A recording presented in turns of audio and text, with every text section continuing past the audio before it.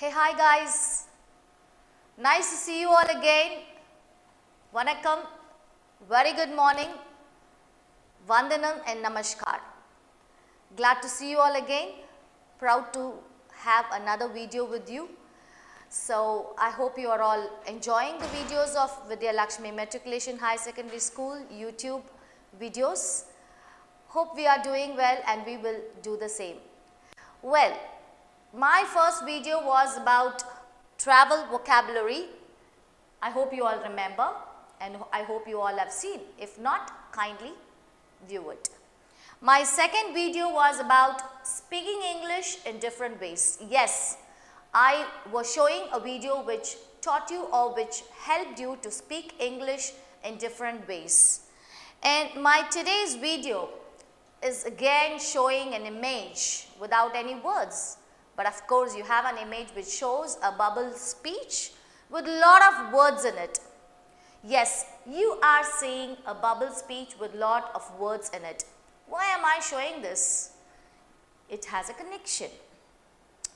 And the second image is showing a few words. So I think you are able to correlate what exactly I mean. The first image which I showed, that is my today's session, which is beginning with a bubble speech with more words, and the second image which shows a few words. Okay, it's all about how we can speak few words and say a lot. How we could speak of using few words and conveying a lot. Yes, that's true. We can do it. And I would like to begin with a quote with my today's session. What is that? A few words suffice it to a wise man, which means it is more enough for a wise man to speak few words and convey whatever they would like to convey. Am I right? Yes, we are always right. Why? Because we can always, speak few words which are more enough for a wise man to convey his or her thoughts or whatever he would like to convey. And this is a proverb, I'm sorry. Fine. So, to begin about few words which is going to help us to convey a lot, I have just shown you a proverb. Now, how are we going to connect this with our English vocabulary? Yes, we are going to connect all these with the English vocabulary which I love the most. And how are we going to do it? What are we going to do with today's session? Yes, we are having a topic in English vocabulary which is called figures of speech. I repeat, figures of speech. It's a wonderful topic which helps the poets to write their poems in a very figurative manner or in an idiomatic manner. Yes. What are figures of speech? What's the figures? What do you mean by figures of speech? Figures of speech are words or phrases that depart from straightforward literal language. I repeat, what is figures of speech? Figures of speech are words or phrases that departs from straightforward literal language. Figures of speech are often used and crafted for emphasis, freshness, expression or clarity. Yes, whenever we feel like we should not be very straightforward, we should not speak in a literal way, we can use this figures of speech, which is often used and crafted for emphasization, freshness, expression or even clarity. So, we have come to know what figures of speech is. Now, there are many kinds of figures of speech, many kinds. If you just learn it, you will come to know there are n numbers of figures of speech. And here this slide is showing only 5 types of figures of speech or figurative language which we use in fiction. As I said, it's most probably used by poet or whenever you write a fiction or novel, you can use all these figures of speech. What are those 5 types of figurative language which is shown on the image or it's shown on the screen? They are similes, metaphors, idioms, hyperboles, personification. Don't ever think that I am going to teach all these things. My topic is speaking few words in which conveys a lot. How are we going to speak very few words and convey a lot? And to do this, I would like to touch only one kind of figures of speech. What is that?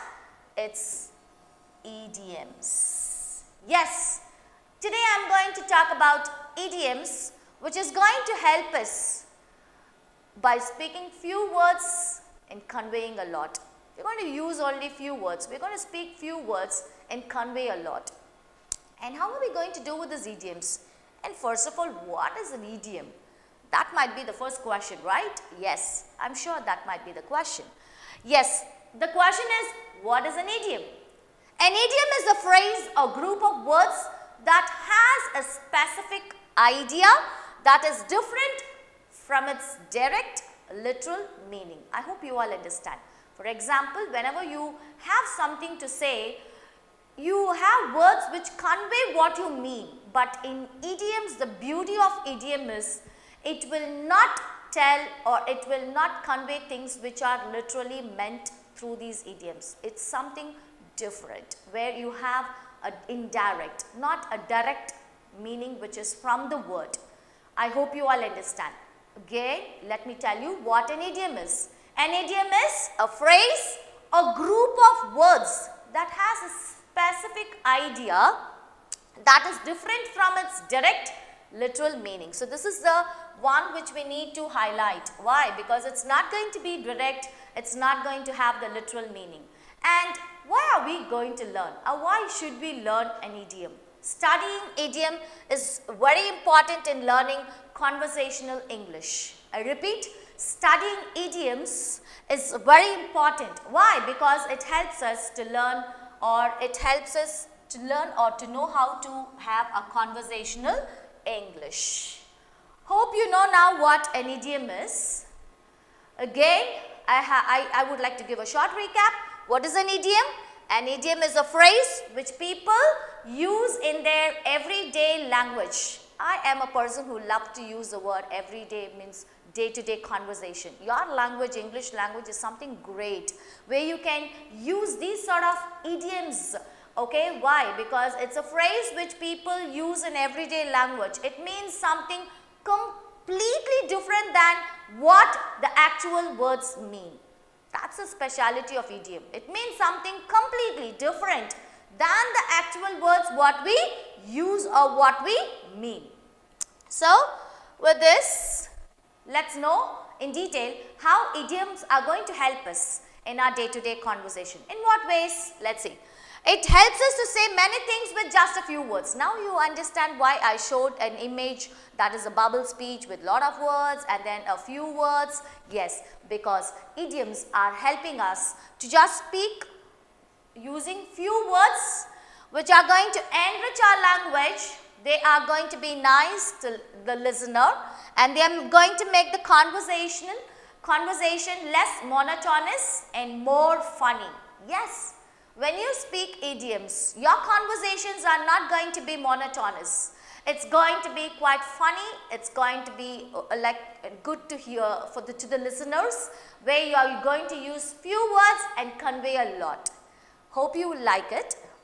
And I would like to show a quote quoted by Mr. Frank Goshen. He says that, "I am a man of few words but many riddles." I repeat this quote. Mr. Frank Goshen is introducing himself by saying that I am a man of few words but many riddles. Wonderful quote, right? It has a connection with idioms. Why? Because idioms are even going to help me as a woman to have few words which are going to be riddles or which are going to convey a lot. Okay? So how am I going to do, or what am I going to do with these idiomatic expressions? As I said in the beginning, they are figurative way of expressing a thought or an idea what you would like to convey. They make your reading and writing more vivid. They make language come alive. What else do you want more than this? This is the most important point, I think, which we can highlight to know what an idiom is. They are figurative way of expressing a thought or idea of yours.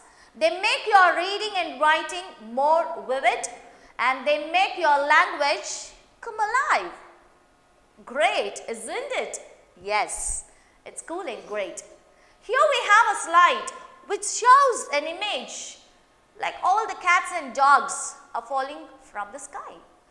If idioms were literal, that's the speciality of this slide. What is that? If the idioms are literally saying or showing as it is on the image, like cats and dogs falling from the sky, can we really use that, or can we even imagine it? But the first idiom which I would like to introduce is, it's raining cats and dogs. The first idiomatic expression which we are going to learn or which we are going to see or hear is, it's raining cats and dogs.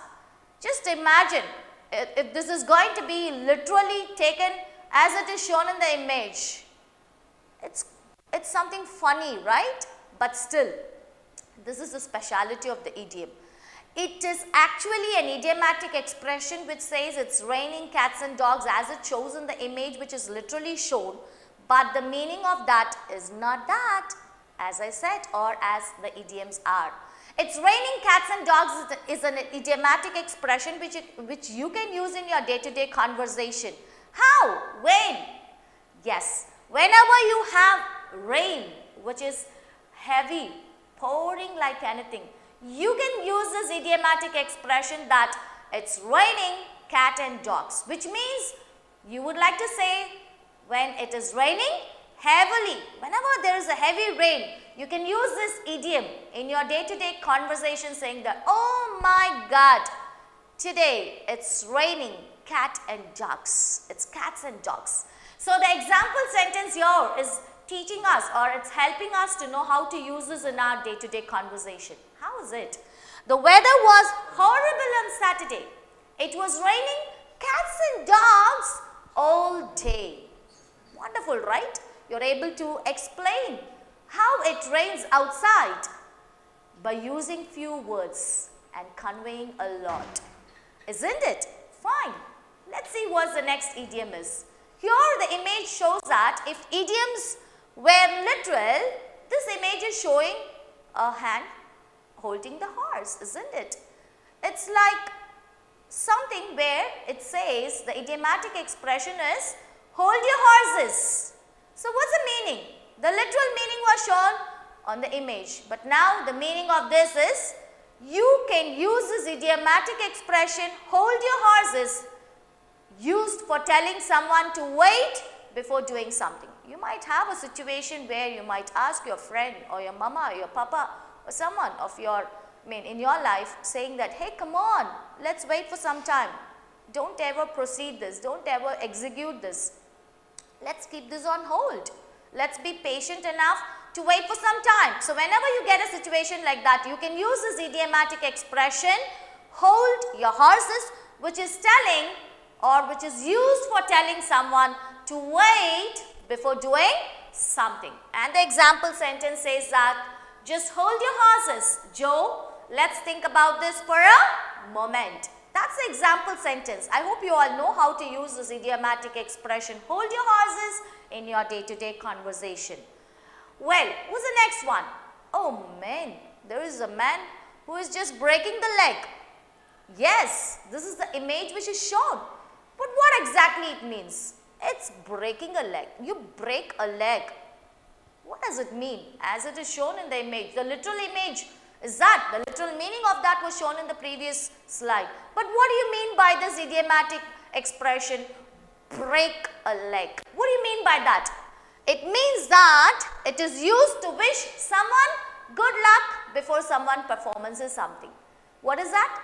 Break a leg is nothing that you wish good luck to someone before they perform something. So the example sentences are, I know you can do it. Break a leg. You all look great in your costumes. Break a leg. So here I hope you all understood what the meaning of the idiomatic expression break a leg means. What does it mean? Good luck. I hope it goes well. All the very best. Best wishes. So all these are the meanings for the idiomatic expression break a leg. Hope you all would use this whenever there's someone writing an exam or if they're going to perform in a competition by stating, come on guys, break a leg, which means good luck. What's the next idiom? I hope you all love this image, right? What is this?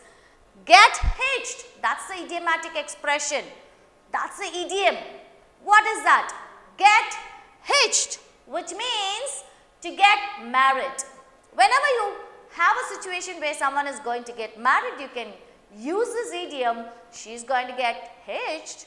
He's going to get hitched, which means that he or she is going to get married. So how are we going to use it? A usage sentence is helping us to know. Did you hear Sarah and David they got hitched last week. How do you use it? Did you hear Sarah and David got hitched last week? So this is an idiomatic expression which says that someone is going to get married, and whenever someone is going to get married, you can use this idiomatic expression by saying he is getting hitched, she is getting hitched. Got it? So I hope you like this idiom. Let's go to the next slide. Let's see what's next. It's over the moon. What do you mean by over the moon? Again, it's an idiomatic expression which says to be extremely pleased and happy. Whenever we are extremely pleased and happy, we can say that, oh God, I feel like I'm over the moon. So the example sentence is even helping us to know how to use this idiomatic expression, over the moon. What is that? Charlie got the job, he's over the moon. Everyone have got situations in our life where we feel that sometimes we are over the moon. See the literal meaning of this idiom through the image, but still the meaning of that is you feel extremely pleased and happy. So whenever you are feeling extremely pleased and happy, kindly use this idiomatic expression over the moon. So how could you say that? Hey, my day is like over the moon. Okay? What's the next idiom? It's shake a leg. What do you mean literally shaking a leg? No, the meaning of this idiom is to hurry, to move faster. Whenever someone says that, come on, hurry up, move faster, you can use this idiomatic expression by saying, hey guys, let's shake a leg. We got to be there in 20 minutes because you're in a situation where you have to hurry up. So how do you use this?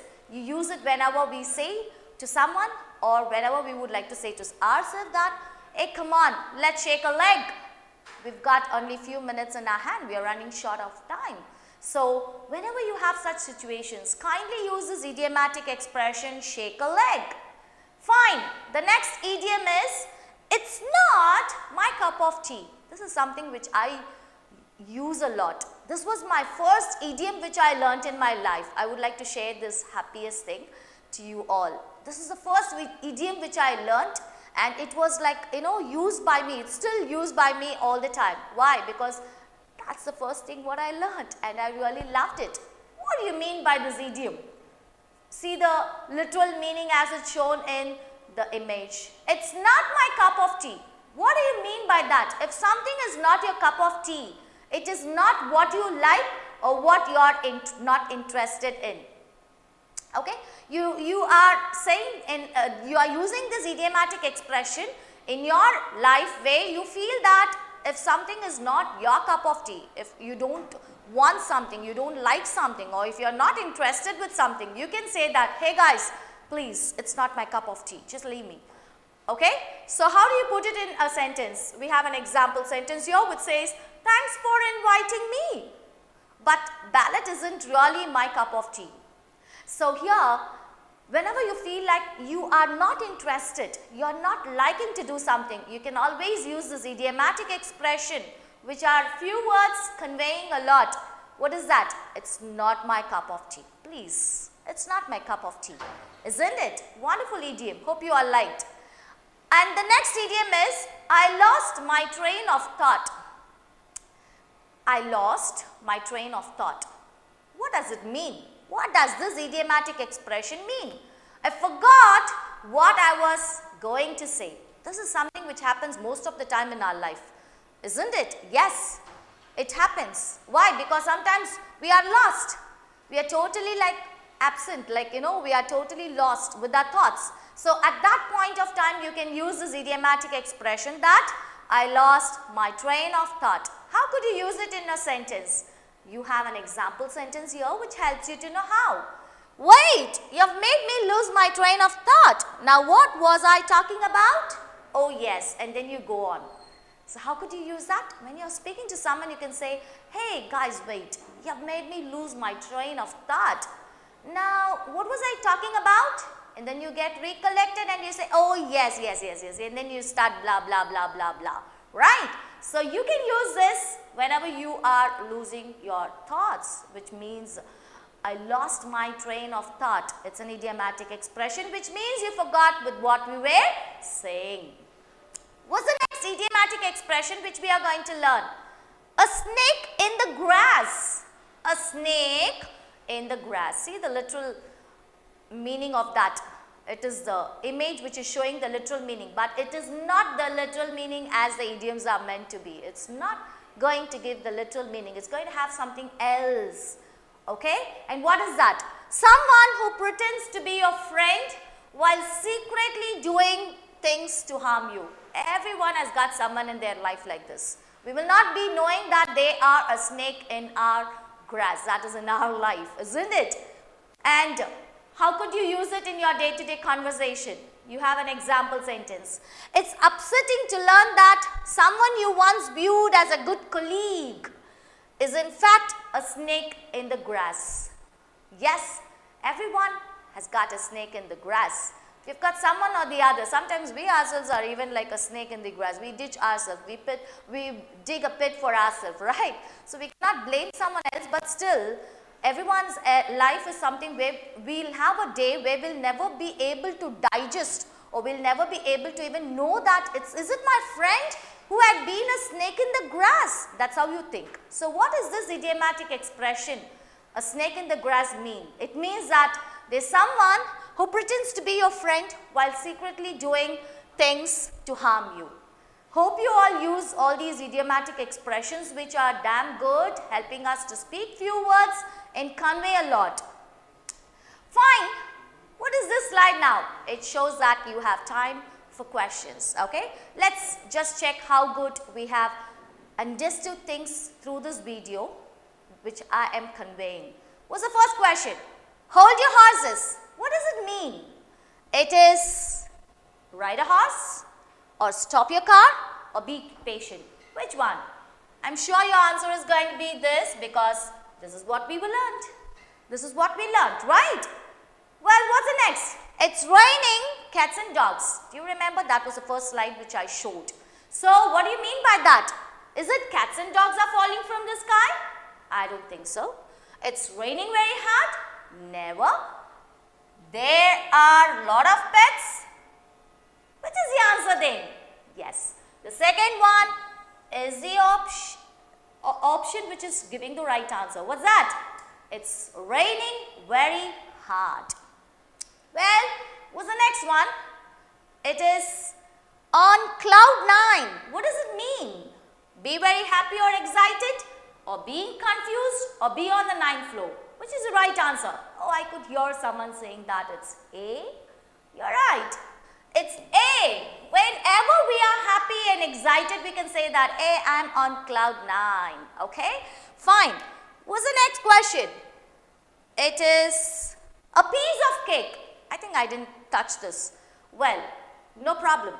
What do you mean by a piece of cake? It means that whenever you have something very easy, you can say it's a piece of cake. I teach you by now. Whenever you are having a situation where something is very easy, you can use this idiomatic expression, a piece of cake. And what are the options? Something is very good, something is very beautiful, something is very easy. So which is the one now?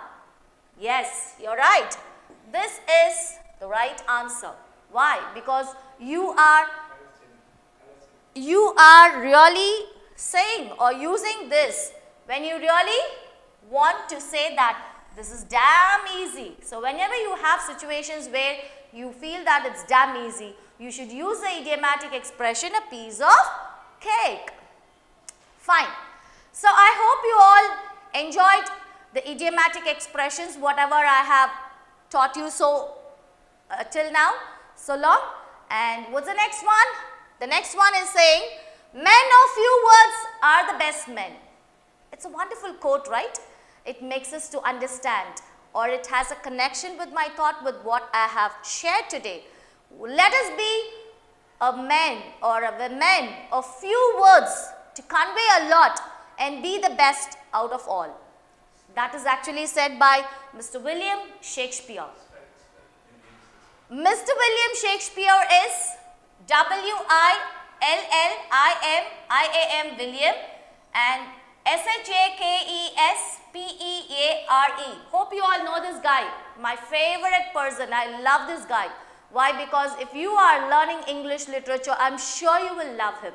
Mr. William Shakespeare is a person who had given a lot of stories, a lot of poems, a lot of things. What not? He has not stopped his journey by just because he is a person who is passionate to English language. We have got n number of words in our dictionary because of this great person, Mr. William Shakespeare. So here, Mr. William Shakespeare is saying, men of few words are the best men. So let us be the best out of all by speaking very few words and conveying a lot. Hope you all enjoyed with these idiomatic expressions which we have learned today, where we are going to use it in our day-to-day conversation to speak very few and convey a lot. Guys, it's bye. I'm bidding bye. Hope you all liked it. If you really love it, kindly subscribe and like our video YouTube. That is Vidhyalakshmi Matriculation School YouTube, and just give your valuable feedbacks in comments if you really like or dislike. Thank you guys. It's time for me to bid bye. Take care and have a good day. Bye-bye.